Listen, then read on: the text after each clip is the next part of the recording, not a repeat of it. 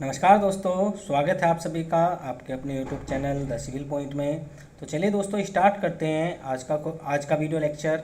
और इसमें हम क्वेश्चन नंबर 83 से स्टार्ट करने वाले हैं। क्वेश्चन नंबर 82 तक दोस्तों हम ऑलरेडी कंप्लीट कर चुके हैं। अगर आपने नहीं देखा है तो आप जाके चेकआउट कर सकते हैं। तो चलिए दोस्तों स्टार्ट करते हैं क्वेश्चन नंबर 83।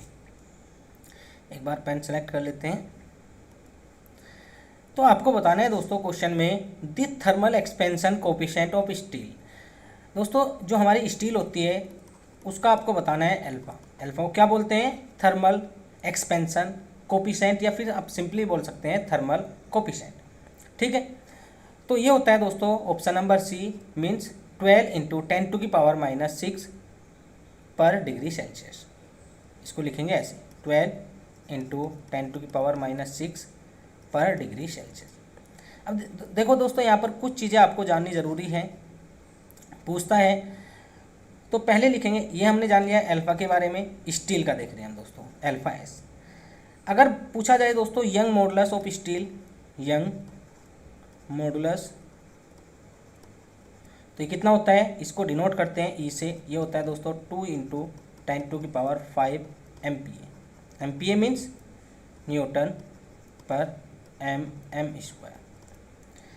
फिर दोस्तों म्यू का वैल्यू पूछता है जिसको बोलते हैं पॉइजन रेशो। पॉइजन रेशो ये भी पूछता है, तो ये भी आपको ध्यान रखना है। ये हो जाएगा आपका 0.3। अब बात करते हैं दोस्तों मॉडुलस ऑफ रिजिडिटी। ये भी आपको ध्यान रखना है। रिजिडिटी क्या होता है ये आपको खुद पता होगा। मॉडुलस ऑफ रिजिडिटी को हम डिनोट करते हैं जी से। और ये क्या होता है दोस्तों? ये होता है shear stress upon shear strain. ठीक है, तो देखो इसका वैल्यू पूछा जाता है तो इसका वैल्यू लिखेंगे जी equal to 0.769 into 10⁵ MPa।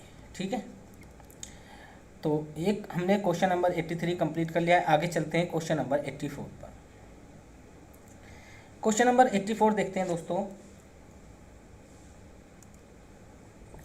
As per IS 456 splitting tensile strength F of concrete में be estimated from the compressive strength H। तो आपको बताना है दोस्तों जो हम स्प्लिटिंग टेंसाइल स्ट्रेंथ निकालते हैं कंक्रीट की, वो कैसे निकालते हैं, मतलब कि उसका फॉर्मूला क्या होता है। तो देखो दोस्तों, एक होता है हमारे पास टेंसाइल स्ट्रेंथ इन फ्लेक्चर। इसको दोस्तों हम दूसरे नाम से भी जानते हैं, इन बेंडिंग भी बोलते हैं इसको, बेंडिंग। ध्यान रखना है आपको। इसको हम मॉडुलस ऑफ रप्चर भी बोलते हैं, मॉडुलस ऑफ रप्चर। निकालते कैसे हैं? ये होता है दोस्तों आपका 0.7 √FC और इसको डिनोट करते हैं FCR से। ठीक है, अब बात करते हैं splitting tensile strength of concrete, जिसको लिखेंगे दोस्तों FCT। ये होता है दोस्तों 0.66 FCR। अब देखो FCR का वैल्यू रखेंगे यहाँ से, कितना आ जाएगा ये? 0.66 इंटू 0.7 √FC। तो यहाँ से हम कैलकुलेट करेंगे 742 2 4 742 और 4 48। तो आ जाएगा दोस्तों 0.48। देखते हैं एक बार काउंट करके इसको, 0.66 इंटू 0.7, ये आ जाएगा दोस्तों आपका 0.46 √FC। इसमें देखते हैं, इसमें दोस्तों आपका कहीं पे भी ये ऑप्शन नहीं है, इसलिए सभी ऑप्शन इसके गलत हो जाएंगे। ठीक है, तो ऑप्शन एक बार चेक कर लेना। देखो हमारा कितना आया है, हमारा आया दोस्तों FCT इक्वल टू 0.46 √FC। ठीक है, तो ये सभी ऑप्शन इसके रॉन्ग हो जाएंगे। आपको बस इतना ध्यान रखना है कि FCT जो होती है वो होती है दोस्तों 0.66 FCR। एक दोस्तों एक क्वेश्चन और है यहाँ पे, अभी याद आया मुझे, कि जो हमारा थर्मल एक्सपेंशन कोफिशिएंट होता है, expansion coefficient of concrete equal होता है दोस्तों अल्फा एस के। मतलब कि अगर बात की जाए कंक्रीट और स्टील में तो दोनों का थर्मल एक्सपेंशन कोफिशिएंट इक्वल होता है, सेम होता है। ऐसा क्यों है दोस्तों? जिससे कि परफेक्ट बॉन्डिंग बनी रहे, परफेक्ट बॉन्डिंग के लिए। क्योंकि देखो इसका मतलब क्या है कि कितना स्टील में दोस्तों इलोंगेशन होगा जब हम टेम्परेचर में चेंज करेंगे 1 डिग्री, ठीक है। तो अगर इन दोनों का वैल्यू अलग है, मतलब कंक्रीट में अलग है अल्फा और स्टील में अलग है, तो आप देखेंगे दोस्तों अगर कंक्रीट में ज़्यादा है तो कंक्रीट ज़्यादा एक्सपांड हो जाएगी, जबकि स्टील कम एक्सपांड होगी। या फिर स्टील में ज़्यादा है तो स्टील ज़्यादा एक्सपांड हो जाएगी, कंक्रीट कम एक्सपांड होगी। तो दोस्तों क्या होगा, उनके बीच में जो परफेक्ट बॉन्डिंग है वो नहीं रह पाएगी, बॉन्डिंग इसकी अफेक्ट होगी, मतलब लूज हो जाएगी। तो इसलिए आपको ध्यान रखना है, क्वेश्चन पूछा जाता है, इंटरव्यू क्वेश्चन है। आगे चलते हैं दोस्तों क्वेश्चन नंबर 85 पर। Sample of clay and a sample of sand have the same specific gravity and void ratio. देखो दोस्तों यहाँ पर दो सैंपल दिए हैं, एक क्ले का है और एक सैंड का है। दोनों की स्पेसिफिक ग्रेविटी सेम है, ठीक है, और वॉइड रेशियो भी सेम है। Their permeabilities would differ because, but इनकी दोस्तों परमेबिलिटीज डिफरेंट होती है। क्यों? ऐसा बताना है आपको कि इसका रीज़न क्या है, ठीक है। यहाँ पर दिया है दोस्तों option number A, their porosities would be different, मतलब पोरोसिटी डिफरेंट होगी, देखेंगे इसको भी। ऑप्शन नंबर बी है दोस्तों, their degree of saturation would be different, मतलब एस दोनों का डिफरेंट होगा, इसको भी देखेंगे। ऑप्शन नंबर सी है दोस्तों, their densities would be different, मतलब इनकी डेंसिटी डिफरेंट होगी, इसको भी देखेंगे। This size range of their voids would be different. देखो पहले आपको समझना होगा दोस्तों कि व्हाट इज परमेबिलिटी। परमेबिलिटी दोस्तों आपकी सोइल की एक प्रॉपर्टी होती है, सोइल की एक प्रॉपर्टी होती है जो अलाउ करती है दोस्तों, which allow the flow of water, flow of water through the voids.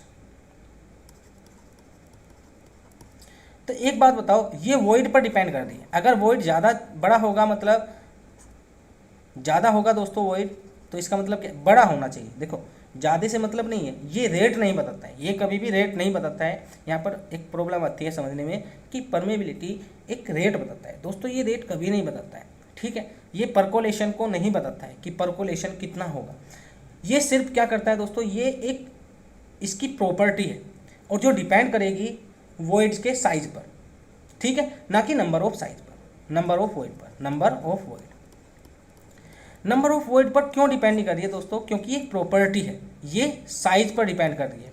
Size जितना बड़ा होगा उतनी आपकी परमेबिलिटी ज़्यादा होगी, और नंबर ऑफ वॉइड जितने ज़्यादा होंगे दोस्तों, इसका मतलब क्या है, उसकी पोरोसिटी उतनी ज़्यादा होगी। तो अगर ये नंबर ऑफ वॉइड्स पर डिपेंड करता है तो इसका मतलब क्या है, डायरेक्ट ये डिपेंड करता है दोस्तों पोरोसिटी पर, बट ये साइज पर डिपेंड करता है, ठीक है। और इसकी वजह से आपको रेट मिलता है, ये भी ध्यान रखना आपको। तो इसका राइट आंसर हो जाएगा option number D, the size range of their voids would be different. अगर दोस्तों बात की जाए क्ले में, चलो एक डिस्कशन और कर लेते हैं क्ले और सैंड के ऊपर। क्ले, तो क्ले में दोस्तों स्मॉल साइज के वॉइड्स आपको देखने को मिलेंगे, small size void, but number of void ज़्यादा होंगे, नंबर ऑफ वॉइड्स ज़्यादा होंगे। इसलिए दोस्तों इसकी पोरोसिटी ज़्यादा होती है, इसलिए इसकी पोरोसिटी क्या होती है, ज़्यादा होती है, जबकि इसके जो परमेबिलिटी है वो दोस्तों कम होती है। वहीं दोस्तों अगर बात की जाए सैंड में, तो सैंड में दोस्तों ये इसका रिवर्स है, मतलब इसकी परमेबिलिटी ज़्यादा होगी और इसकी पोरोसिटी कम होगी, ध्यान रखना आपको। आगे चलते हैं क्वेश्चन नंबर 86 पर। क्वेश्चन नंबर 86 है दोस्तों, during seepage through an earth mass the direction of seepage is. अब पहले समझना है, देखो इसमें क्या पूछा है, इसमें पूछा है दोस्तों जब सीपेज होता है किसी भी अर्थ मास से तो डायरेक्शन क्या रहती है सीपेज की। तो दोस्तों आपको समझना है सीपेज है क्या वास्तव। देखो एक होता है दोस्तों सीपेज, एक होता है परकोलेशन। एक होता है दोस्तों इन्फिल्ट्रेशन। ये मैं ऐसे नहीं बता रहा हूँ क्वेश्चन, ये इंटरव्यू क्वेश्चन है, इंटरव्यू में पूछे जाते हैं, इनमें डिफरेंस। अगर आप अच्छे लेवल का इंटरव्यू देने जा रहे हैं तो चांस है कि इस टाइप के क्वेश्चन आपसे पूछ लें। तो दोस्तों सीपेज, परकोलेशन, इन्फिल्ट्रेशन, ये सभी क्या है दोस्तों, आइए समझते हैं। देखो सीपेज का मतलब क्या होता है। सीपेज का मतलब होता है दोस्तों फ्लो ऑफ वाटर या liquid water in horizontal direction. Horizontally, अगर हॉरिजॉन्टली फ्लो हो रहा है वाटर का या लिक्विड का तो उसको बोलेंगे सीपेज। और दोस्तों परकोलेशन क्या होता है, परकोलेशन होता है जब ऊपर से नीचे की तरफ होता है, ठीक है। इन्फिल्ट्रेशन क्या होता है दोस्तों, इन्फिल्ट्रेशन देखो सीपेज आपका दोनों टाइप से हो सकता है, एक तो ऊपर से नीचे भी हो सकता है और ऐसे भी हो सकता है, ठीक है। बट परकोलेशन हमेशा आपका वर्टिकली डाउनवर्ड होगा, ठीक है, ये आपको ध्यान रखना है। सीपेज दोनों डायरेक्शन में पॉसिबल है, सीपेज हॉरिजॉन्टली भी हो सकता है और वर्टिकली भी हो सकता है। अब समझते हैं दोस्तों इन्फिल्ट्रेशन क्या होता है। देखो परकोलेशन में क्या होता है, वाटर जब परकोलेट करता है तो दोस्तों ये ग्राउंड वाटर लेवल से मिल जाता है। आपने, ये हमारा दोस्तों ग्राउंड है, ठीक है, और जब इस पर ऐसे रन ऑफ जाएगा तो कुछ वाटर ऐसे परकोलेट करके ग्राउंड में मिल जाएगा और कुछ वाटर दोस्तों बीच में ही रह जाएगा। तो जो आपका बीच में रहा है जिसको सोइल ने एब्जॉर्ब कर लिया है उसको क्या बोलेंगे दोस्तों, इन्फिल्ट्रेशन बोलेंगे, ठीक है। तो ये तीनों में इनमें डिफरेंस है। अब समझते हैं दोस्तों सीपेज हम कैसे निकालते हैं। देखो यहाँ पे मैं पूरा एक्सपेरिमेंट नहीं कराऊंगा, यहाँ पर क्वेश्चन की ओर चलते हैं। यहाँ पर पूछा क्या है, तो यहाँ पर पूछा है दोस्तों डायरेक्शन ऑफ सीपेज। तो दोस्तों अगर ऐसे फ्लो हो रहा है वाटर का, ठीक है, तो सीपेज की डायरेक्शन क्या होगी, ये होगा दोस्तों फ्लो ऑफ वाटर, ठीक है। तो सीपेज की डायरेक्शन होगी दोस्तों जिस डायरेक्शन में आपका फ्लो हो रहा है, ठीक है, उसी डायरेक्शन में आपका सीपेज होगा, ये तो जाहिर सी बात है भाई, ठीक है। बट यहाँ पर पूछा है दोस्तों इक्विपोटेंशियल लाइन और स्ट्रीम लाइन में, ठीक है। तो सबसे पहले समझते हैं इक्विपोटेंशियल लाइन और स्ट्रीम लाइन क्या होती है। तो आइए देखते हैं, एक फ्लो नेट बना रहा हूँ मैं यहाँ पे, उसकी मदद से समझें। ये हमारा फ्लो नेट है दोस्तों,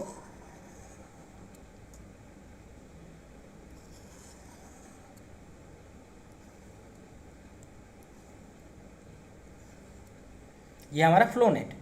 इसमें इन लाइन को क्या बोलते हैं, इनको बोलते हैं दोस्तों फ्लो लाइन या फिर स्ट्रीम लाइन। एफएम में पढ़ा होगा आपने स्ट्रीम लाइन क्या होती है। ये दोस्तों ये क्या होता है, ये होता है दोस्तों इक्विपोटेंशियल लाइन,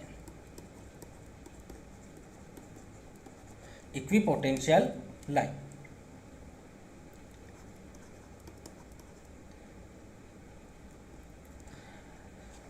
तो देखो फ्लो कैसे होगा दोस्तों, फ्लो ऐसे होगा, फ्लो ऐसे होगा। तो आप देख रहे हैं कभी भी स्ट्रीम लाइन के अक्रॉस कभी भी फ्लो नहीं होता है दोस्तों, ये आपको ध्यान रखना है। स्ट्रीम लाइन जो ये हैं इनके अक्रॉस कभी भी फ्लो नहीं होगा, हमेशा दोस्तों किसके अक्रॉस फ्लो होगा, इक्विपोटेंशियल लाइन के अक्रॉस फ्लो होता है। तो इसका राइट आंसर क्या हो जाएगा, perpendicular to the equipotential line. अब दोस्तों यहाँ पर आपको समझना होगा स्ट्रीम लाइन और इक्विपोटेंशियल लाइन की कुछ प्रॉपर्टीज होती है, उनको आइए समझते हैं। सबसे पहले लिखेंगे no flow occurs across the stream line. दूसरा पॉइंट लिखेंगे दोस्तों stream line and equipotential line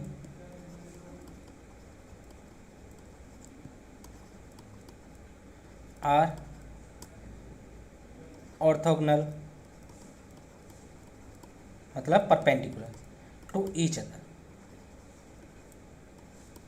question पूछा जाता है बार बार, ये भी आपको ध्यान रखना है। फिर देखेंगे दोस्तों loss of head between two equipotential line, लिखेंगे लॉस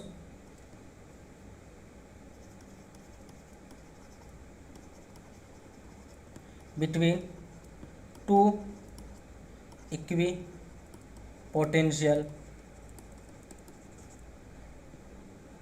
लाइन इसको लिखेंगे दोस्तों equipotential drop, equipotential drop, ठीक है। और ये कितना होता है, इसको हम डिनोट करते हैं दोस्तों डेल्टा एच से, और ये होता है हमारा seepage head upon N D. N D क्या है दोस्तों, number of equipotential drop, ठीक है। एन डी क्या है, नंबर ऑफ इक्वी पोटेंशियल। देखो इसलिए नहीं बता रहा हूँ, ये क्वेश्चन पूछे जाते हैं इसलिए बता रहा हूँ दोस्तों, ऐसा इनका कोई मोटिव नहीं है मेरा कि मैं ऐसे ही फालतू में आपको बता रहा हूँ। ये सभी क्वेश्चन पूछे गए क्वेश्चन है, इसलिए मैं सभी क्वेश्चन को यहाँ पे इंक्लूड कर रहा हूँ। Number of equi potential line minus, ये क्या है, number of equipotential drop, और ये क्या होता है दोस्तों, number of equi potential line minus 1, ठीक है। ये भी आपको ध्यान रखना है। तो ऐसे आप इक्वी पोटेंशियल ड्रॉप को निकाल सकते हैं, ठीक। ये क्या है दोस्तों, सीपेज है। देखो इधर आपका वाटर लेवल यहाँ पे और इधर आपका वाटर लेवल यहाँ पे, तो इनके बीच में जो ये हेड डिफरेंस है इसी को क्या बोलेंगे दोस्तों, seepage head, seepage head.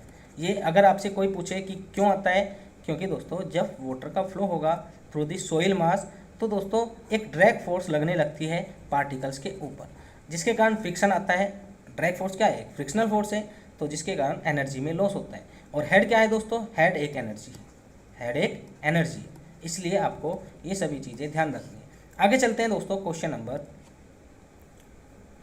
87। What is the value of active earth pressure coefficient for the soil having internal friction angle of 30 degree. दोस्तों आपको दिया है फाई का वैल्यू 30 डिग्री, आपको बताना है एक्टिव अर्थ प्रेशर कोफिशिएंट, जिसको हम लिखते हैं के ए से, ये होता है दोस्तों 1 minus sine phi upon 1 plus sign.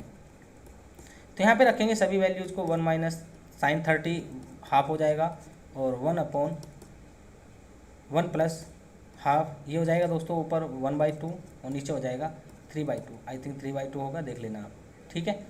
हाँ 3/2 होगा। जब इसको सोल्व करेंगे 2 से 2 कैंसिल आउट हो जाएगा, तो यहाँ पे बचेगा आपका ऑप्शन नंबर ए 1/3। आगे चलते हैं दोस्तों क्वेश्चन नंबर 88 पर। क्वेश्चन नंबर 88 है दोस्तों, as per IS 456/2000 the organic content of water use for making concrete should not be more than. ये क्वेश्चन मैंने आपको कराया था, ठीक है। कितना होता है आपको बताना है दोस्तों, ऑर्गेनिक कंटेंट जिसमें कार्बन पाया जाता है, ठीक है। तो देखो ये होता है दोस्तों 200 mg पर लीटर, मिलीग्राम पर लीटर। 1 लीटर में हम 200 mg या 200 मिलीग्राम ही अलाउ करते हैं, ठीक है, फॉर मेकिंग कॉन्क्रीट। ये हम किस में बता रहे हैं दोस्तों, वाटर में जितनी भी इम्प्योरिटीज प्रेजेंट होती है। अगर बात की जाए इनऑर्गेनिक की, तो कितना होता है 3000 mg पर लीटर, ये भी आपको ध्यान रखना है। अगर बात की जाए दोस्तों सल्फेट की, जो कोज करता है सल्फेट अटैक, अगर आपको जानना है सल्फेट अटैक होता क्या है तो कमेंट बॉक्स में लिखना दोस्तों, अच्छे से समझाऊंगा एक एक पॉइंट, क्योंकि इस पर एक मेंस का भी क्वेश्चन बनता है सल्फेट अटैक के ऊपर, और बहुत सारे ऑब्जेक्टिव भी यहाँ से बनते हैं। तो सल्फेट अटैक में क्या होता है, देखो जो हमारा सीमेंट है, ठीक है, जब ये रिएक्ट करता है वाटर से तो क्या फॉर्म करता है दोस्तों, ये फॉर्म करता है बोगस कंपाउंड। बोगस कंपाउंड में C3A होगा, C3S होगा, C4AF होगा और C2S होगा, ठीक है। इनका सीक्वेंस भी पूछा जाता है कि कौन पहले बनता है कौन बाद में बनता है, इनकी हीट ऑफ हाइड्रेशन भी पूछी जाती है। यहाँ पर हम इन चीज़ों की बात नहीं करेंगे, आपको ऑलरेडी पता होगा, ठीक है। हम बात कर रहे हैं दोस्तों सल्फेट अटैक। तो इसमें जो C3S है और C2S है, ये दोस्तों वाटर से रिएक्ट करेंगे, क्योंकि वाटर तो अभी भी प्रेजेंट है, ठीक है। तो ये फिर फर्दर C3S जब वाटर से रिएक्ट करेगा तो एक जेल बनाएगा दोस्तों CSH का, ठीक है, कैल्शियम सल्फेट हाइड्राइड, ठीक है। ये जेल दोस्तों यही हमको स्ट्रेंथ देता है, यही हमको स्ट्रेंथ देता है। ऐसा ही अगर हम C2S के साथ देखेंगे तो यही जेल बनेगा सेम, बट जब C3A की बात आती है तो कोई इस टाइप का जेल नहीं बनता है, तब आपका कैल्शियम हाइड्रोक्साइड बनता है, ठीक है। ये कैल्शियम हाइड्रोक्साइड दोस्तों वाटर में क्या होता है, सोल्यूबल होता है। ये वाटर में सोल्यूबल होता है और यही कोज करता है दोस्तों आपका, यही क्या कोज करता है, यही कोज करता है दोस्तों सल्फेट अटैक। सल्फेट अटैक कैसे करता है वो अलग बात है। पूछता है कि सल्फेट अटैक कौन कोज करता है, तो आपको जानना है C3A सल्फेट अटैक को कोज करता है। ठीक है, अब इसके लिए हम क्या करते हैं, इसके लिए दोस्तों हम एडमिक्सचर मिलाते हैं, जैसे कि पोजोलॉन, जो क्या करता है दोस्तों, जो C3A के अमाउंट को ही कम कर देता है। ठीक है, इसको ही प्रिजर्व करता है, मतलब इसको जो ये बन रहा है CaOH की होल ट्वाइस, इसको कन्वर्ट कर देता है दोस्तों इनसोल्यूबल फॉर्म में, इनसोल्यूबल फॉर्म। चलिए आगे चलते हैं क्वेश्चन नंबर 89 पर। The internal friction angle of soil is 30, vote would be the active earth pressure. ये तो सेम है, ठीक है, कितना हो जाएगा 0. आगे चलते हैं दोस्तों क्वेश्चन नंबर 90 पर। आपको बताना है दोस्तों the minimum grade of concrete for moderate environment exposure. तो देखो आपको सबसे पहले समझना है मॉडरेट इन्वायरमेंट एक्सपोजर क्या होता है। ठीक है, मतलब एक हमारे पास टेबल होती है, सभी में हम देखेंगे दोस्तों। यहाँ पे मैं लिखूँगा exposure condition, exposure condition EC, यहाँ पे लिखूँगा दोस्तों RCC,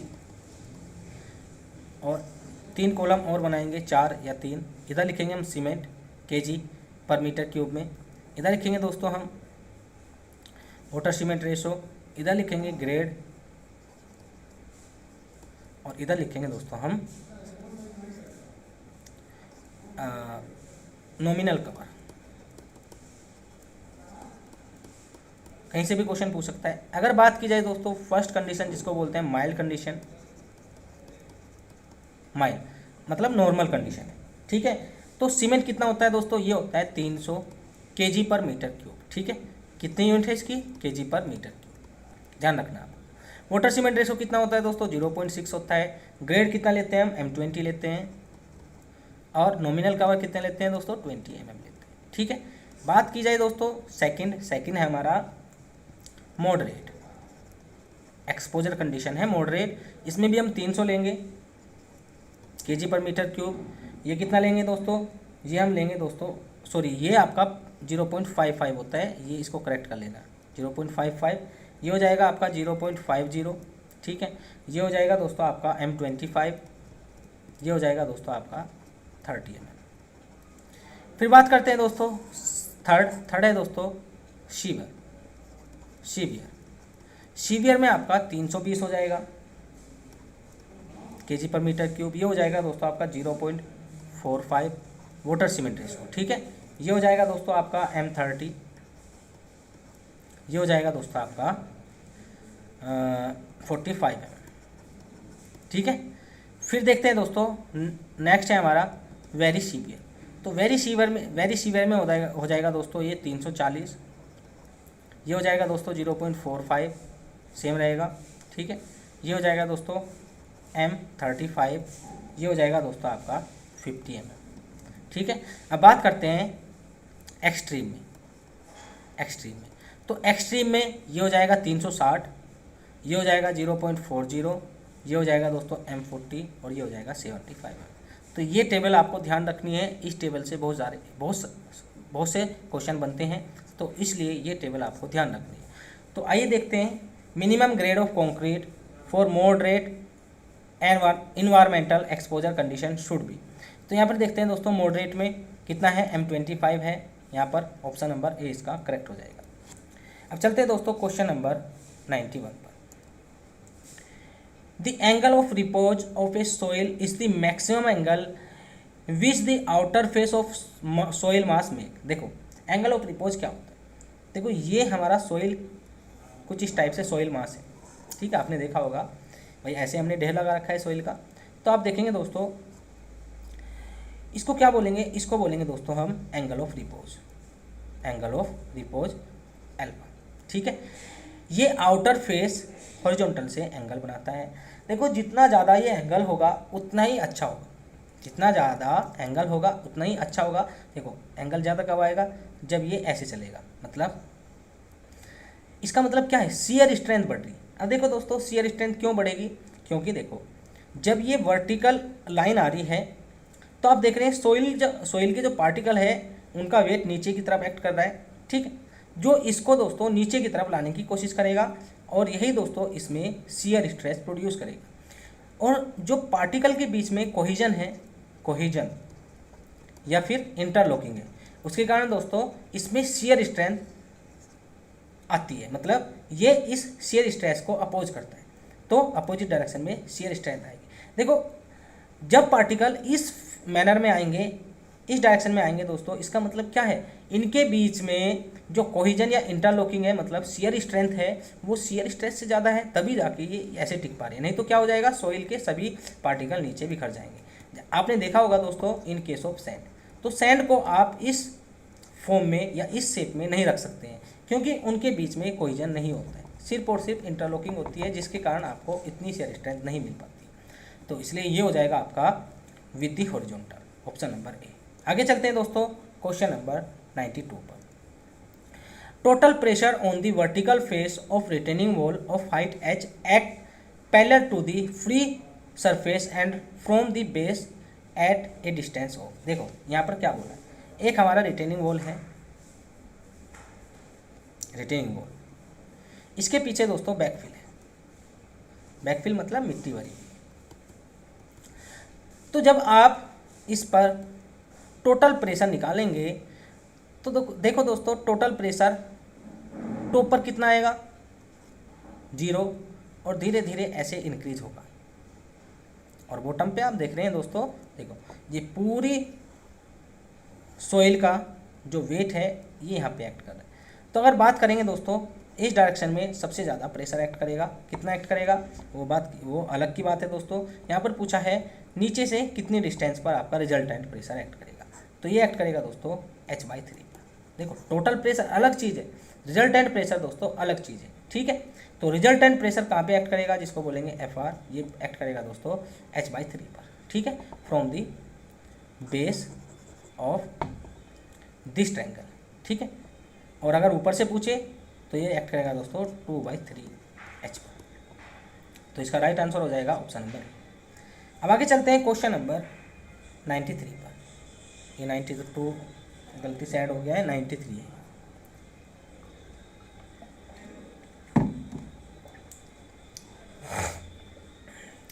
the natural void ratio of a saturated clay strata 3 meter thick is 0.90। आपको दोस्तों क्ले का वॉइड रेशो दिया है, नेचुरल या फिर इनिशियल, ठीक है, और इसका थिकनेस दिया है 3 meter. The final void ratio at the end of consolidation ये दिया है दोस्तों आपको 0.71। The total consolidation settlement of clay strata, ठीक है।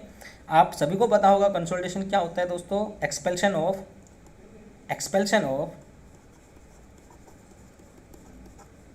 वाटर, इसी को क्या बोलते हैं, इसी को बोलते हैं दोस्तों कंसोलिडेशन। इसकी कई फॉर्म होती है, ये नहीं हम बात करेंगे यहाँ पे, हम बात करेंगे दोस्तों क्वेश्चन पर। क्वेश्चन में क्या पूछा है, क्वेश्चन में पूछा है आपसे कंसोलिडेशन सेटलमेंट, और ये कैसा कंसोलिडेशन सेटलमेंट होगा दोस्तों, प्राइमरी, ठीक है। तो यहाँ पर हमने एक इक्वेशन पढ़ रखी है दोस्तों, delta V/V equal to delta H/H not equal to delta E/1 plus E0।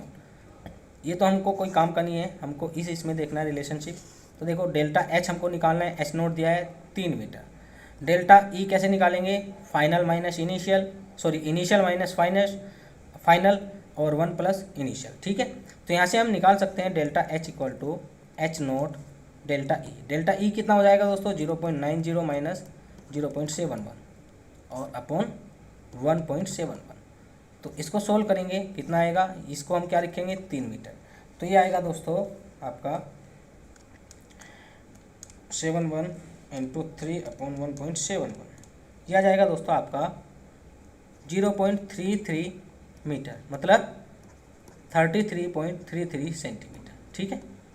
यहाँ पर नहीं दिया है इसका, तो ये हो जाएगा आपका ऑप्शन नंबर ए 30 सेंटीमीटर। ठीक है, आगे चलते हैं दोस्तों क्वेश्चन नंबर 93 पर। इस क्वेश्चन में आपने बताना है in a singly reinforce beam if the permissible stress in concrete reaches earlier than the permissible stress in steel the beam section is called.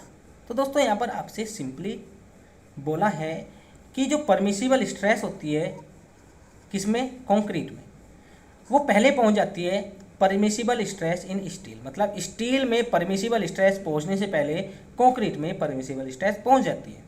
तो इसका मतलब क्या है, इस बीम को हम क्या बोलेंगे, अंडर रेनफोर्स सेक्शन बोलेंगे, ओवर रेनफोर्स सेक्शन बोलेंगे, बैलेंस बोलेंगे, इकोनॉमिकल बोलेंगे। देखो पहले समझते हैं बैलेंस का मतलब क्या है। बैलेंस सेक्शन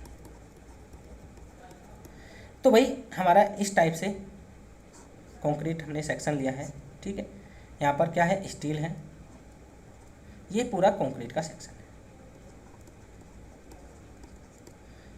और ये स्टील है। तो इसका जो डायग्राम बनेगा वो कैसा बनेगा दोस्तों, इस टाइप से बनेगा इसका डायग्राम।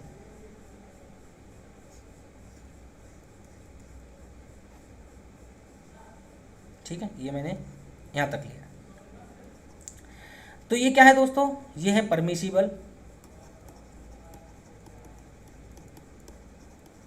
स्ट्रेस इन कंक्रीट, जिसको बोलते हैं सिग्मा CBC। ठीक है, और ये क्या है दोस्तों, ये है स्टील में परमिसिबल स्ट्रेस, जिसको बोलेंगे सिग्मा ST। ठीक, अब दोस्तों अगर ये किसकी बात कर रहे हैं, बैलेंस सेक्शन की। बैलेंस सेक्शन में दोनों सेम टाइम पर आपके रीच करते हैं, मतलब जिस टाइम पे आपका कंक्रीट में करेगा उसी टाइम का आपको स्टील में देखने को मिलेगा। बट अगर बात करें दोस्तों अंडर रेनफोर्स सेक्शन की, अंडर रेनफोर्स सेक्शन की,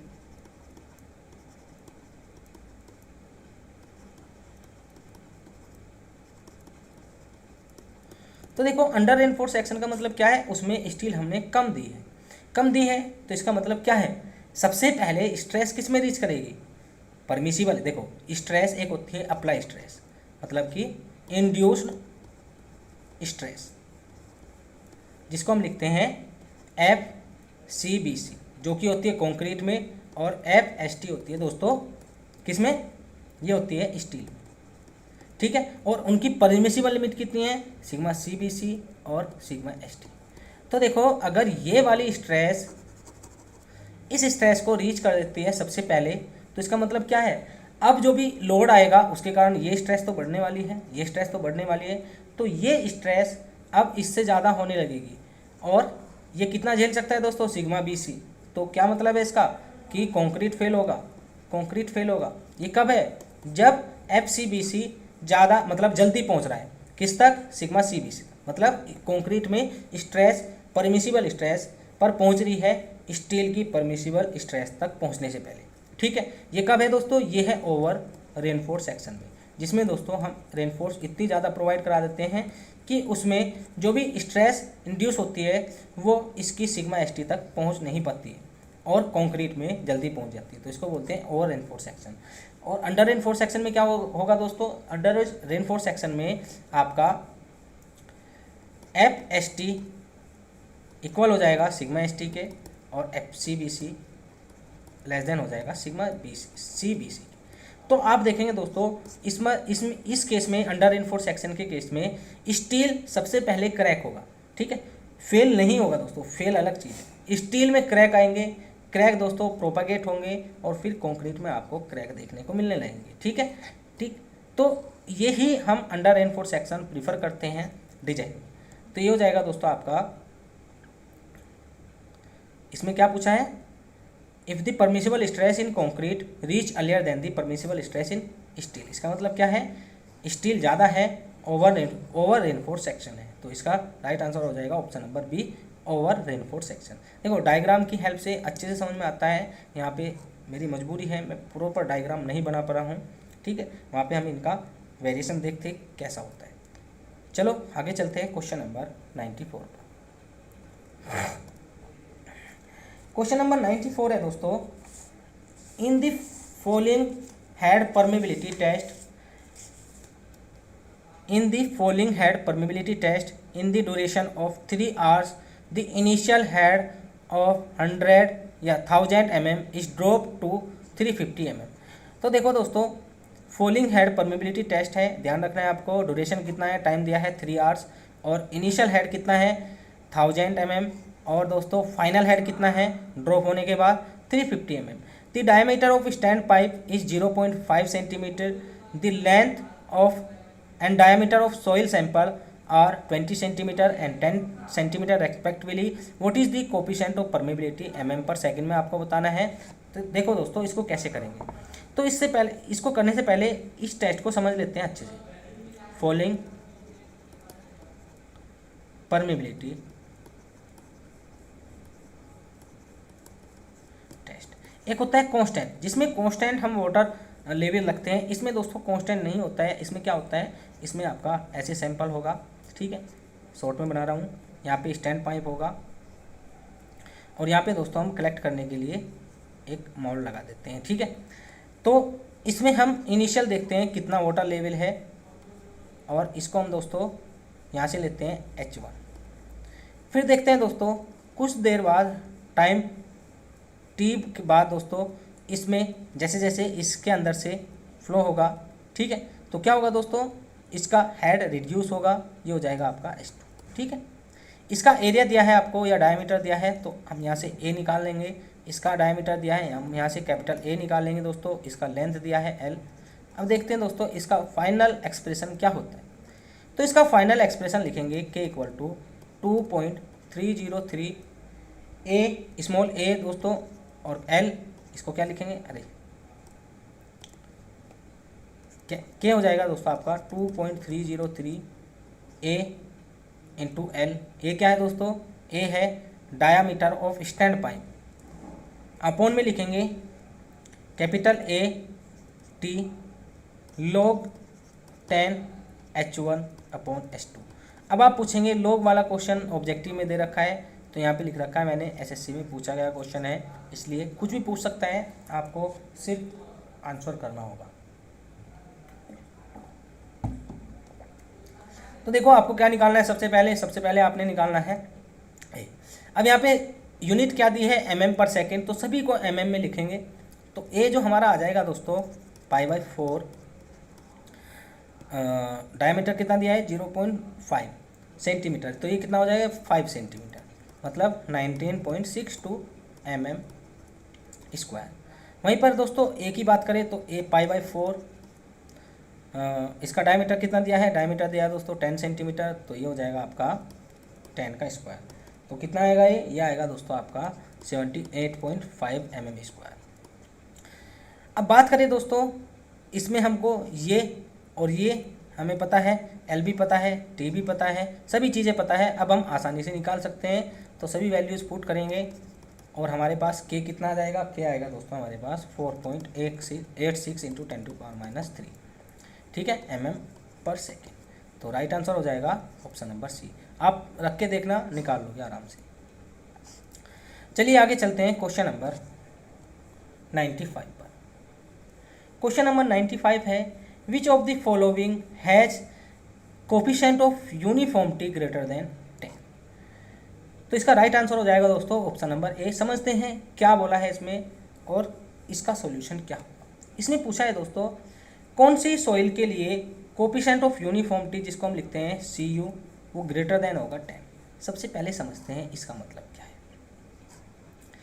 इसका मतलब क्या है दोस्तों, इसको हम D60/D10 लिखते हैं, ठीक है, और इसका मतलब जानते हैं कि इसका एक्चुअल मतलब क्या है। देखो CU हमारा होता है कोफिशिएंट ऑफ यूनिफॉर्मिटी, एक होता है दोस्तों CC coefficient of gradation, coefficient of curvature, ये होता है दोस्तों यूनिफॉर्मिटी। ये क्या बताता है हमको, ये बताता है दोस्तों वेरिएशन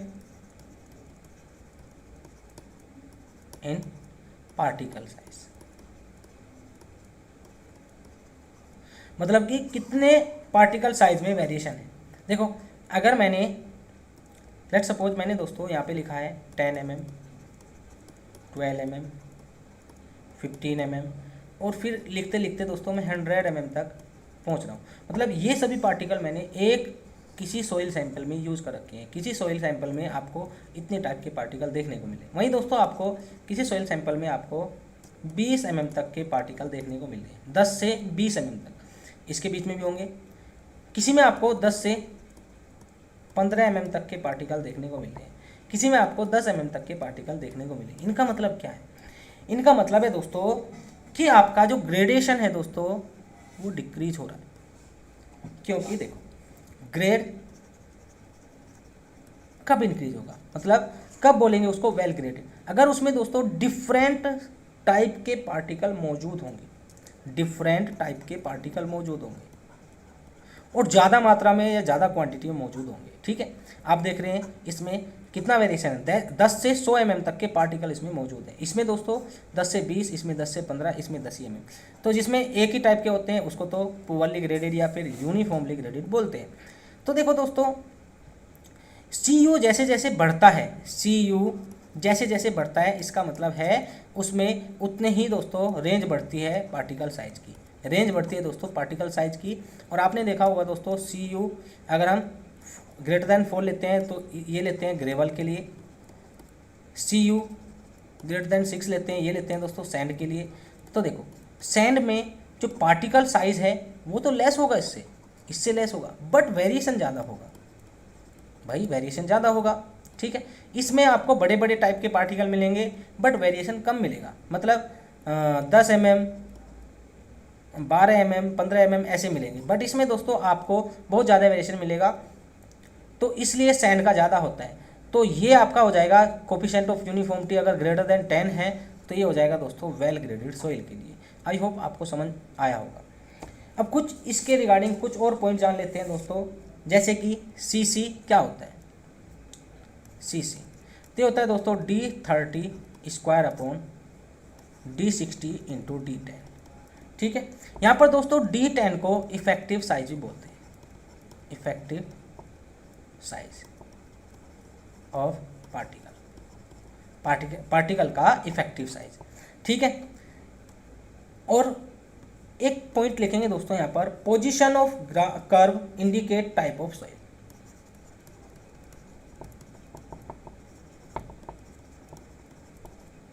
ये क्या इंडिकेट करता है? टाइप ऑफ सॉइल को। एक पॉइंट लिखेंगे दोस्तों, शेप ऑफ कर्व इंडिकेट करता है दोस्तों ग्रेडेशन को। ये भी पॉइंट आपको ध्यान रखने हैं, मतलब अगर शेप पूछिए आपसे तो उसका मतलब क्या है, उसका मतलब है दोस्तों ग्रेडेशन पूछा है। ठीक है, पोजीशन दिया है कर्व का तो उसका मतलब आपको टाइप ऑफ सॉइल दी। ठीक है, अब यहाँ पे समझ लेते हैं दोस्तों, जो D60 होता है, D30 होता है, D10 होता है, उनका मतलब क्या है। ठीक है, D60 है दोस्तों, लेट्स सपोज D60 का मान दिया है आपको 5 mm। ठीक है, और आपको 1000 ग्राम क्या दिया है, ये सॉइल दिया है। तो इसका मतलब है दोस्तों 60% पार्टिकल इस 5 mm से फाइन होंगे, मतलब 60% इसका इससे पास कर जाएगा इस वाली सीट से। तो 60% कितना होगा दोस्तों, 600 ग्राम। तो 600 ग्राम जो पार्टिकल्स होंगे वे इससे छोटे होंगे। ठीक है, बात करते हैं दोस्तों 30, तो इसका मतलब क्या है, 30% जो पार्टिकल हैं वे इससे छोटे होंगे, और D10 10% पार्टिकल इससे छोटे होंगे। ठीक है, तो ये होता है आपका D60, D30, D10। CC की बात की दोस्तों, CC का वैल्यू पूछा जाता है तो ये होता है दोस्तों इस टाइप से, greater than equal to 1, less than equal to 3 for well graded soil, well graded soil. CU का मैंने बताया आपको, CU का अगर बात करें 1 तो इसका मतलब क्या है, इसका मतलब दोस्तों उसमें सेम साइज़ के पार्टिकल ही प्रेजेंट है, क्योंकि वेरिएशन कुछ है ही नहीं। वेरिएशन 1 से ऊपर जाने पर होता है, और जब वेरिएशन नहीं होगा तो सेम साइज़ के पार्टिकल प्रेजेंट होंगे। इसको बोलेंगे पुअरली या फिर यूनिफॉर्मली ग्रेडेड सॉइल। ठीक है, बात करते हैं दोस्तों CU ग्रेटर देन 4 ग्रेवल के लिए, CU ग्रेटर देन 6 सैंड के लिए। ठीक है, अब आगे चलते हैं दोस्तों क्वेश्चन नंबर 96। क्वेश्चन नंबर 96 है दोस्तों, the coefficient of compressibility is the ratio of, आपको बताना है दोस्तों कोफिशिएंट ऑफ कंप्रेसिबिलिटी क्या होता है। तो कोफिशिएंट ऑफ कंप्रेसिबिलिटी दोस्तों ये होता है आपका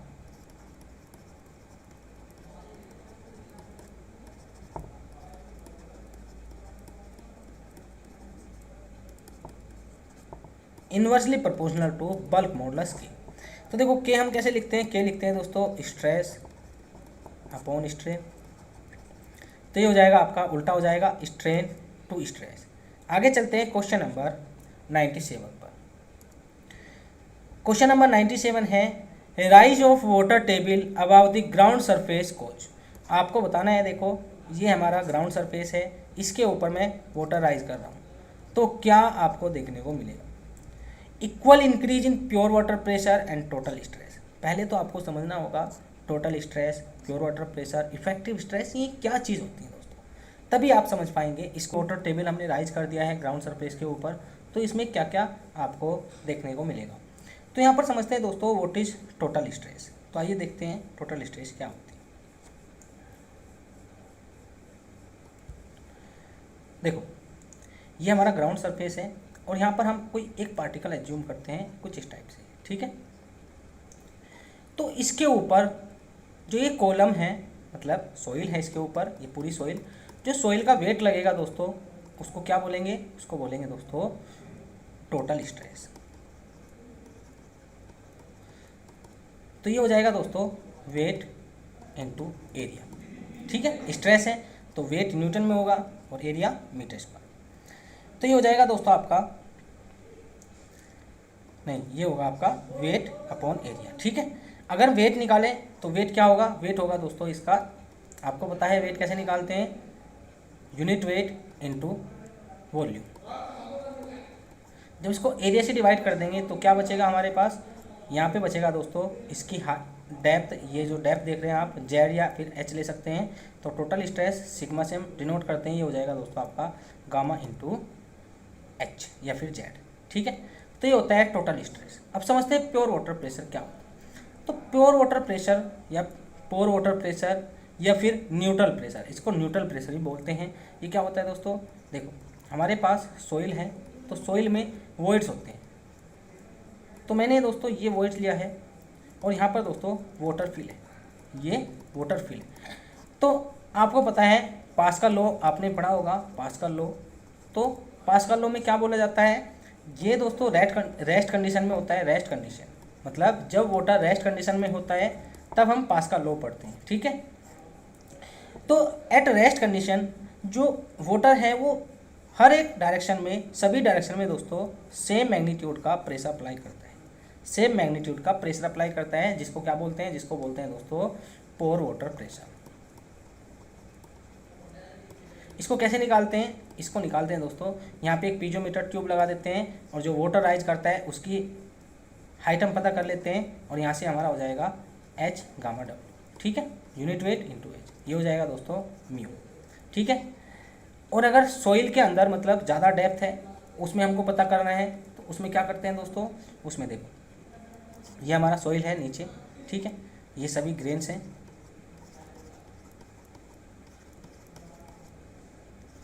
तो हम मान लेते हैं दोस्तों जो ये वॉइड्स हैं ये इंटरकनेक्टेड है, मतलब इनके बीच में कोई भी पार्टिकल प्रेजेंट नहीं है, इंटरकनेक्टेड वॉइड्स हैं। तो आपको कुछ इस टाइप से शेप दिखेगी, इस टाइप से या फिर इस टाइप से दिखती है, ठीक है, कैसे भी दिखे। हमको सिर्फ हाइट से मतलब है, हमको हाइट से मतलब है, क्योंकि जो आपका प्रेशर होता है, वाटर का प्रेशर होता है दोस्तों, वो हाइट के साथ चेंज होता है, ना कि उसके शेप के साथ, ठीक है। तो इस एच को पता कर लेंगे और एच गामा डब्ल्यू हमारा क्या हो जाएगा, पोर वाटर प्रेशर हो जाएगा। फिर आता है दोस्तों इफेक्टिव स्ट्रेस।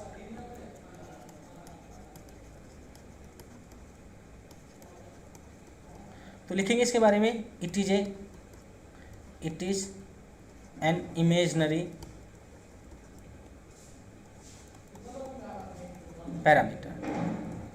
तो ये एक इमेजनरी पैरामीटर है दोस्तों, ठीक है। बताएंगे क्यों ये इमेजनरी पैरामीटर है। तो सबसे पहले इसको काउंट करा दोस्तों टर्जागी ने,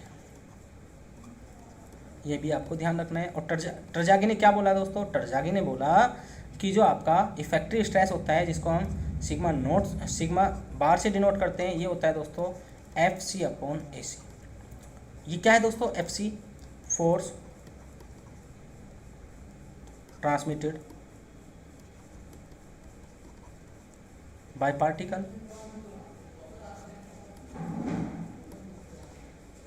through contact area, through contact area, ठीक है। और ये क्या है दोस्तों, ये कॉन्टैक्ट एरिया है। मतलब देखो ये एक सॉइल का ग्रेन है, ये एक सॉइल का ग्रेन है, तो इनका कॉन्टैक्ट एरिया ये है दोस्तों। तो इसके थ्रू से जो भी फोर्स ट्रांसमिटेड होगा वही क्या हो जाएगा दोस्तों, जो भी स्ट्रेस ट्रांसमिटेड होगी वही हो जाएगी आपकी इफेक्टिव स्ट्रेस, ठीक है। अब बात करते हैं दोस्तों, फिर आए दूसरे साइंटिस्ट जिनको बोलते हैं लेम्प, ठीक है, और विटमैन। उन्होंने क्या दोस्तों, उन्होंने इसको थोड़ा सा मॉडिफाई कर दिया और इसको बोला दोस्तों FC अपॉन ए। ये कैसे आया है, ये पूरी थ्योरी होती है, ठीक है, वो मैं नहीं बताऊंगा यहाँ पे आपको। ये होता है FC अपॉन ए, ठीक है। तो हम आगे से इसको कैलकुलेट करेंगे, मतलब इसके हेल्प से कैलकुलेट करेंगे, ना कि इसकी हेल्प से। बट अगर आप देखें दोस्तों, ये आपका एक्यूरेट है, ये आपका एक्यूरेट है, और ये एक्यूरेट नहीं है, ये इमेजनरी है। क्योंकि देखो दोस्तों, जो आपका ये होता है वो टोटल क्रॉस सेक्शन एरिया होता है सॉइल का, बट जो इफेक्टिव स्ट्रेस है दोस्तों, वो किसकी स्ट्रेस है, वो पार्टिकल की स्ट्रेस है जो कॉन्टैक्ट एरिया से इंड्यूस होती है। इसलिए ये आपका इमेजनरी है और ये आपका एक्चुअल है। इसलिए हम बोलते हैं दोस्तों, effective stress is an imaginary parameter which can't be calculated. दोस्तों इसको कैलकुलेट नहीं किया जा सकता है, ठीक है। इसको हम जब कैलकुलेट करेंगे तो दोस्तों हम इसको थ्योरेटिकली कैलकुलेट करेंगे। कैसे दोस्तों, जो सिग्मा होता है वो होता है म्यू प्लस सिग्मा बार, ठीक है। तो अगर आपने इफेक्टिव स्ट्रेस कैलकुलेट करनी है तो आप ऐसे करेंगे, ठीक है।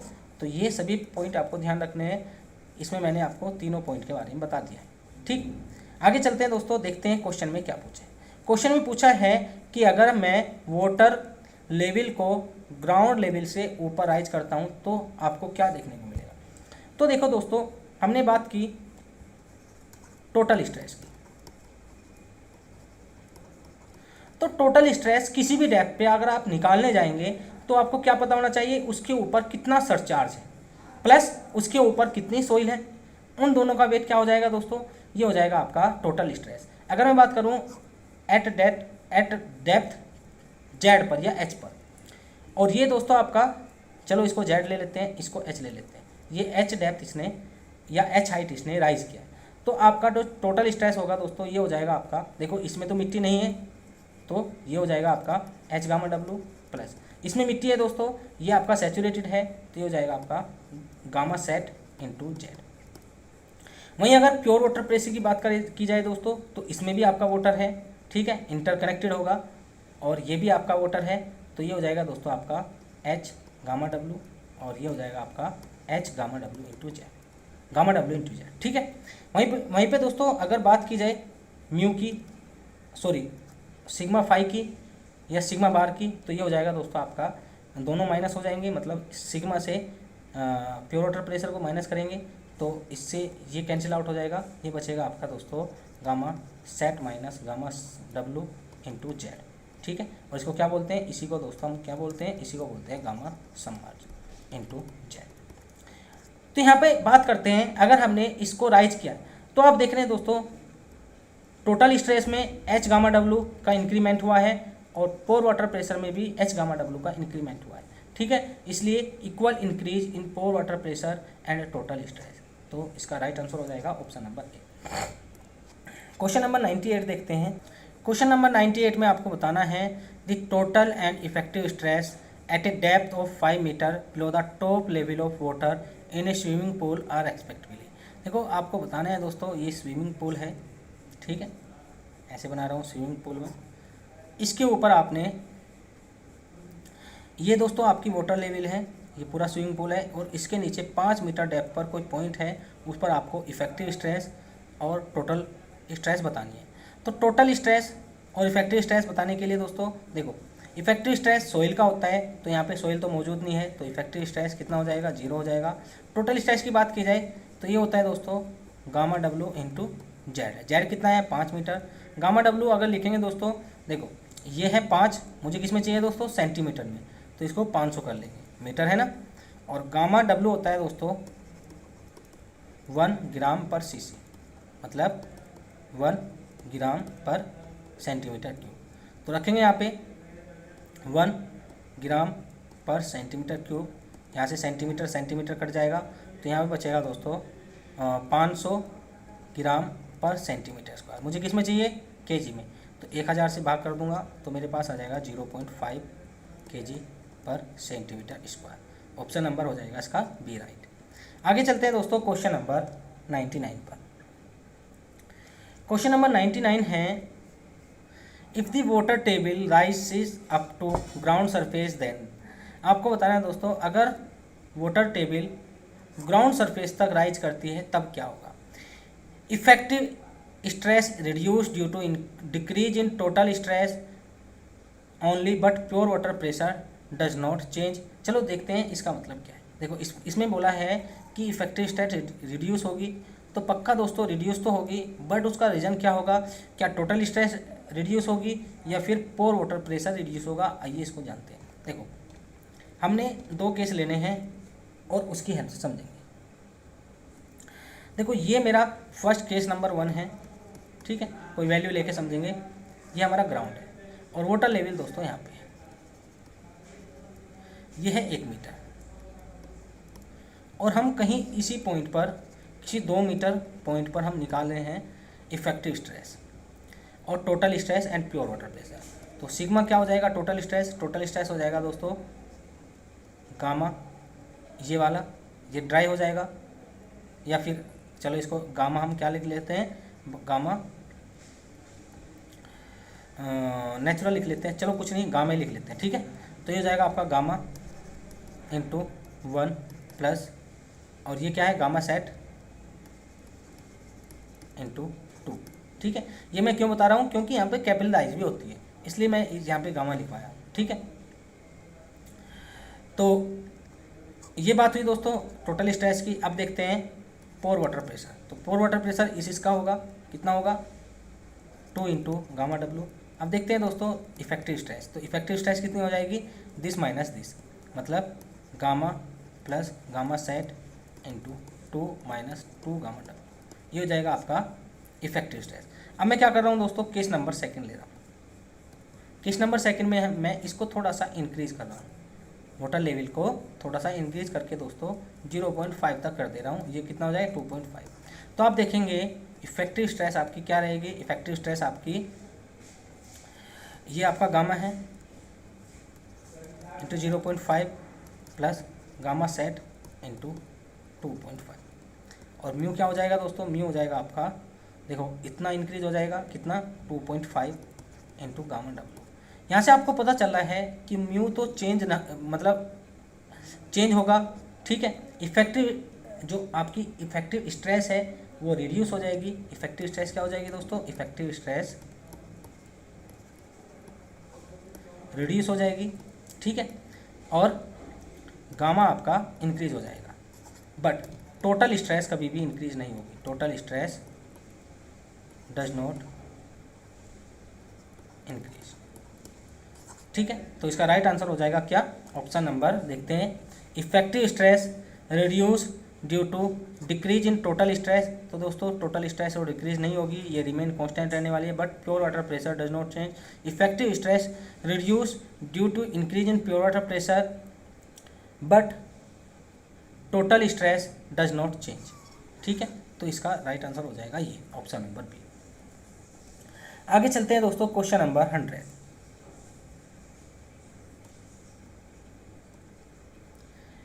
Uniform sand stratum 2.5 meter thick has a specific gravity 2.65 and natural void ratio 0.62। The hydraulic head required to cause quick sand condition in sand stratum is. तो दोस्तों यहाँ पर आपको एच दिया है 2.5 मीटर, स्पेसिफिक ग्रेविटी दिया है दोस्तों आपको 2.62, वॉइड रेशो दिया है दोस्तों आपको 0.62। अब आपको बताना है hydraulic head required to cause quick sand condition. सबसे पहले समझते हैं क्विक सैंड कंडीशन क्या होती है। ये दोस्तों सीपेज की एक कंडीशन है सीपेज की, ठीक है। अब मैं टोटल तो नहीं बताऊंगा आपको, बट थोड़ा सा आइडिया दे दूंगा। देखो क्या होता है, जब वाटर नीचे से ऊपर की तरफ फ्लो करता है तो आप देखेंगे दोस्तों इसकी इफेक्टिव स्ट्रेस डिक्रीज होने लगती है। इफेक्टिव स्ट्रेस डिक्रीज होने लगती है। कितनी डिक्रीज हो जाती है? पोर मतलब सीपेज प्रेशर के इक्वल हो जाती है। और आप जब इसमें से रिड्यूस मतलब कि जब आप टोटल में से इसको रिड्यूस करेंगे तो क्या आएगा? आपका जीरो आएगा। जो आपकी इफेक्टिव स्ट्रेस है वो जीरो हो जाती है due to seepage flow in upward vertical direction, ठीक है। और इसी को क्या बोलते हैं दोस्तों? इसी को क्विक सैंड कंडीशन बोलते हैं, मतलब दलदल इसी को बोलते हैं। दलदली भूमि हो जाती है और ये कोई भी स्ट्रेस बियर नहीं कर सकती क्योंकि इसकी इफेक्टिव स्ट्रेस कितनी है? जीरो है, ठीक। अब यहाँ पे ये कंडीशन कब आती है दोस्तों? इसमें हाइड्रोलिक ग्रेडियंट आपका आता है ICR, critical hydraulic gradient. Critical hydraulic gradient ये होता है दोस्तों G-1/1+E, ठीक है। आपको यही बताना है, तो आइए देखते हैं G-1 कितना हो जाएगा। ये हो जाएगा दोस्तों 2.62 माइनस 1/1+E। ई कितना है दोस्तों? 0.62 है। तो ऊपर से नीचे से दोनों कैंसिल आउट हो जाएंगे। देखो ये भी कितना बचेगा? ये भी बचेगा 1.62 और ये भी 1.62। तो इसका राइट आंसर हो जाएगा ए, ऑप्शन नंबर बी, ठीक है। आगे चलते हैं दोस्तों। क्वेश्चन नंबर मतलब ICR का मतलब क्या है दोस्तों? ICR का मतलब है क्रिटिकल या फिर hydraulic gradient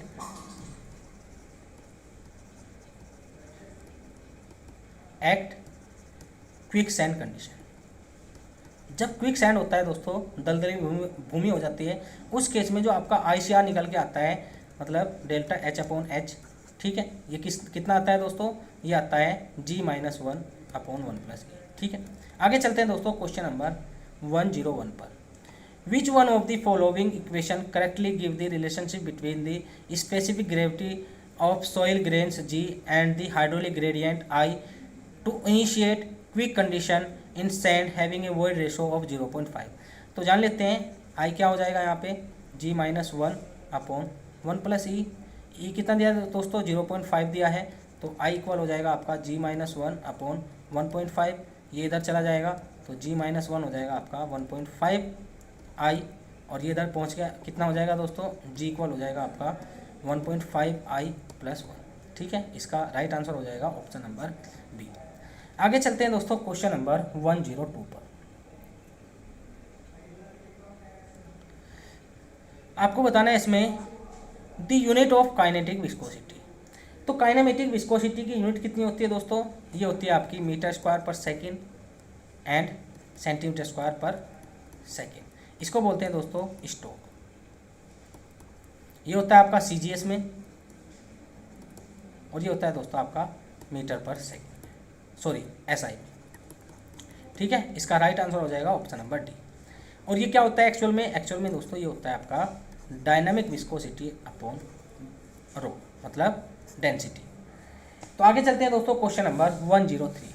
if the dynamic viscosity of a fluid is 0.5 poise and the specific gravity is 0.5, then the kinetic viscosity of that fluid in stoke. तो दोस्तों यहाँ पर म्यू दिया है 0.5 पोइस, मतलब डाइन सेकेंड पर सेंटीमीटर स्क्वायर, ठीक है। और यहाँ पर दिया है दोस्तों G का मान 0.5। आपको क्या बताना है? आपको बताना है दोस्तों काइनेटिक विस्कोसिटी ऑफ फ्लूइड, मतलब आपको स्मॉल v बताना है जो होता है म्यू अपॉन रो। अब देखो यहाँ पर रो नहीं दिया है, बट हम जानते हैं कि जो G होता है दोस्तों वो होता है रो सब्सटेंस अपॉन रो W। तो यहाँ से आप रो निकाल सकते हैं ईजिली। ये हो जाएगा आपका G रो W, और रो W दोस्तों हम कितना लेंगे? 1 लेंगे। इस केस में 1 लेंगे। क्यों लेंगे दोस्तों 1? क्योंकि हम क्या निकाल रहे हैं दोस्तों? ग्राम पर सेंटीमीटर में निकाल रहे हैं। ग्राम पर सेंटीमीटर में ये कितना होता है? 1 ही होता है, ठीक है। तो यहाँ पे रखेंगे, रो कितना हो जाएगा? 0.5 हो जाएगा, और सभी वैल्यूज़ को पुट करेंगे तो हमारे पास जो काइनेमेटिक विस्कोसिटी निकल के आएगी, वो आएगी दोस्तों 0.5 अपॉन 0.5 मतलब 1। ये हो जाएगा आपका एक आंसर, मतलब स्टोक में ध्यान रखना है आपने। ठीक है, आगे चलते हैं दोस्तों क्वेश्चन नंबर 104 पर। द विस्कोसिटी ऑफ गैस, आपको बताना है viscosity of gas decrease with temperature, increase with temperature, is independent of temperature, is independent of pressure for very high pressure intensity. देखो जो विस्कोसिटी होती है दोस्तों, विस्कोसिटी ये गैस और लिक्विड में दोनों में अलग होती है। ठीक है, गैस में दोस्तों क्यों होगी विस्कोसिटी? देखो गैस में पार्टिकल आपस में चिपक के तो नहीं चलते हैं, फ्रीली मूवमेंट होता है सभी का, बट आप देखेंगे दोस्तों जो पार्टिकल्स हैं उनका कोई फिक्स पाथ नहीं होता है, वे रैंडमली मूव करते हैं ऐसे करके। तो देखो जब ये पार्टिकल इससे टकराएगा तो इसकी काइनेटिक एनर्जी लॉस होगी, और काइनेटिक एनर्जी लॉस होने का क्या मतलब है दोस्तों, इसकी वी रिड्यूस होगी, मतलब इसकी वेलोसिटी रिड्यूस होगी। और विस्कोसिटी का मतलब ही होता है दोस्तों वेलोसिटी या फिर स्पीड का रिड्यूस होना। ठीक है, इसलिए इनमें जो रैंडम मोशन होता है उसके कारण आपको विस्कोसिटी देखने को मिलती है। अगर मैं दोस्तों इनकी एनर्जी को बढ़ा दूं बाय इंक्रीजिंग द टेम्परेचर, तो क्या होगा, ये सभी पार्टिकल ज़्यादा एनर्जी पाके खुश हो जाएंगे और तेज़ी से दौड़ लगाएंगे। अब देखो दोस्तों, अगर कोई धीरे धीरे दौड़ लगा रहा है, कहीं किसी चीज़ से टकरा रहा है, तो इतनी एनर्जी का लॉस नहीं होगा, इतना मोमेंटम का लॉस नहीं होगा। ठीक है, मोमेंटम का लॉस कब होता है, जब अच्छा खासा इम्पैक्ट होता है, मतलब बहुत तेज़ी से आके टकराएगा, तब जाके आपका मोमेंटम ज़्यादा लॉस होगा, मतलब वी का लॉस जब सबसे ज़्यादा होगा। ठीक है, वी का लॉस ज़्यादा होगा तो इसका मतलब क्या है, विस्कोसिटी ज़्यादा बढ़ेगी, विस्कोसिटी बढ़ जाएगी। तो अगर मैं टेम्परेचर बढ़ा रहा हूँ इन केस ऑफ गैस, तो दोस्तों उसकी विस्कोसिटी बढ़ती है, इन केस ऑफ लिक्विड उसकी डिक्रीज होती है, क्योंकि पतला हो जाता है। ठीक है, लिक्विड के केस में, तो इसलिए इसका राइट आंसर हो जाएगा option number B, increase with temperature. आगे चलते हैं दोस्तों क्वेश्चन नंबर 105। आपको बताना है दोस्तों सेंटर ऑफ बायोन्सी ऑलवेज। तो समझते हैं बायोन्सी का मतलब क्या है। बायोन्सी का मतलब क्या है दोस्तों, समझते हैं। देखो ये मेरा लिक्विड है, मैंने दोस्तों इसमें ये इस टाइप का एक ऑब्जेक्ट इसमें मैंने सिंक किया है, मतलब मैंने इसमें सबमर्ज करा है। तो क्या होगा, देखो ये जो ऑब्जेक्ट है ये दोस्तों किसको रिप्लेस करेगा, वाटर को रिप्लेस करेगा।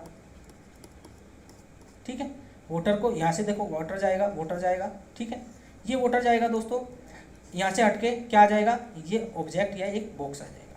ठीक है, और ये कितना वाटर हटाता है दोस्तों, जितना इसका खुद का वेट होता है। कितना वाटर हटाता है, जितना इसका खुद का वेट होता है। तो अगर मैं बोलूँ दोस्तों कि जो वाटर हटाए यहाँ से रिप्लेस हुआ है, उसकी बात कर रहे हैं, जो वाटर यहाँ पे रिप्लेस हुआ है कितना हुआ है, इतना रिप्लेस हुआ है। ठीक है, अब समझते हैं बायोन्सी क्या है। तो बायोन्सी दोस्तों एक अपवर्ड फोर्स होती है जो कि ऊपर की तरफ लगती है।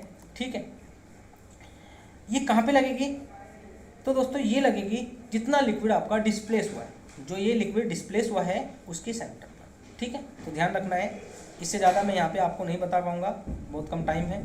तो लिखेंगे इसके बारे में, ये हो जाएगा आपका option number A, coincide with the centre of gravity. तो ये तो नहीं होगा, coincide with the centroid of the volume of liquid displace. तो ये हो जाएगा आपका ऑप्शन नंबर बी। तो ऑप्शन नंबर बी इस क्वेश्चन का राइट आंसर हो जाएगा।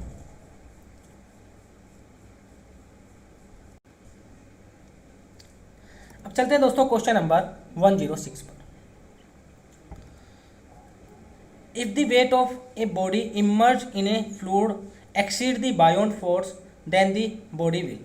देखो ये बॉडी है, ठीक है, जब मैं इसको लिक्विड में ड्रॉप करूंगा तो आपने देखा होगा दोस्तों इसका जो अपरेंट वेट होता है वो आपको कम लगेगा। ठीक है, एक्चुअल वेट क्या है दोस्तों, जो एयर में, ठीक है, एक्चुअल वेट आपका 10 न्यूटन है, बट जब आप इसको सिंक कराएंगे वाटर में तो वाटर अपवर्ड डायरेक्शन में एक फोर्स जनरेट करता है जिसको बोलते हैं दोस्तों बायोंड फोर्स, और फोर्स ड्यू टू बायोन्सी। ये कहाँ पे लगती है, जितना लिक्विड डिस्प्लेस हुआ है उस लिक्विड के वॉल्यूम मतलब सेंटर पे लगती है, सेंट्रोइड पे, ठीक है, या सीजी पे। तो अगर ऊपर वाला वेट दोस्तों नीचे वाले बायोन फोर्स से ज़्यादा है, मतलब ऊपर से जो इसका वेट है वो नीचे से दोस्तों बायोन फोर्स से ज़्यादा है, तो क्या होगा, धीरे धीरे ये सिंक करता चला जाएगा। तो यहाँ पे देखेंगे if the weight of body immerse in fluid exceed the buoyant force, तो ऊपर वाला वेट नीचे वाले वेट से ज़्यादा हो रहा है, नीचे वाले मतलब कि फोर्स से ज़्यादा हो रहा है, तो इसका मतलब क्या है, रिजल्टेंट फोर्स नीचे की तरफ एक्ट करेगी, मतलब इसको नीचे ले जाएगी, सिंक करने लगेगा। Tends to move downward and it may finally sink, ये फाइनली दोस्तों डूब जाएगा।